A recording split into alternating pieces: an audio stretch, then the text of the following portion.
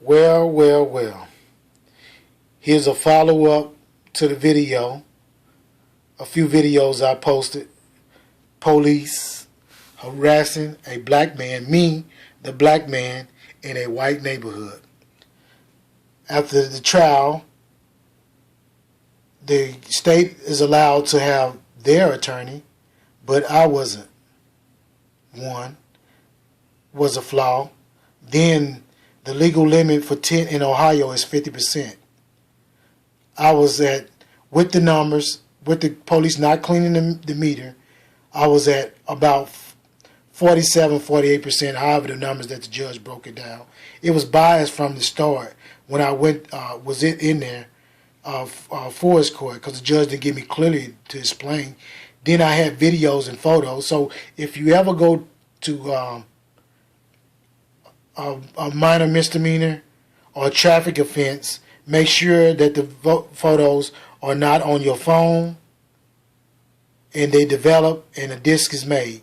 Because they wanted to add, so they gave me an option. Say, Mr. Lewis, we can look at the photos and video, but we can put your phone into evidence, and we're not responsible for that.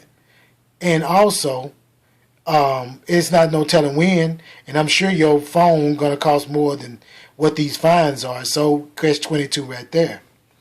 Then the officer gets up there. If you look at the video, he said my windows were so dark that he couldn't see in them.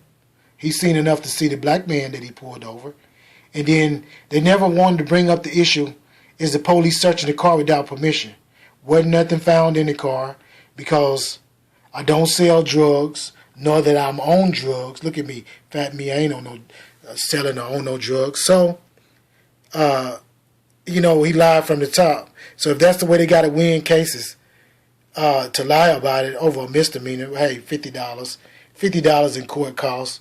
That's what it was. But he said, the judge said, thank you, Mr. Lewis, for challenging. You brought up a valid point. If my point was valid, why your officers not disciplined for violating my Fourth Amendment right? The law, the Constitution protects me for illegal search and seizure. The search was illegal.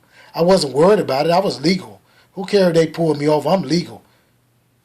And the tinted windows, then I'll deal with that. But it wasn't since it wasn't nothing that required jail time, then you can't have an attorney at the trial. So it's whatever we say against you. You kind of reminds me of things the way it goes on in Mississippi. It's a one-sided situation where the majority of the black people, plead guilty and don't challenge them. I challenge them, but they want to plead guilty. Well, my fines would have been less if I'd have pleaded guilty. But why should I plead guilty when you violate me?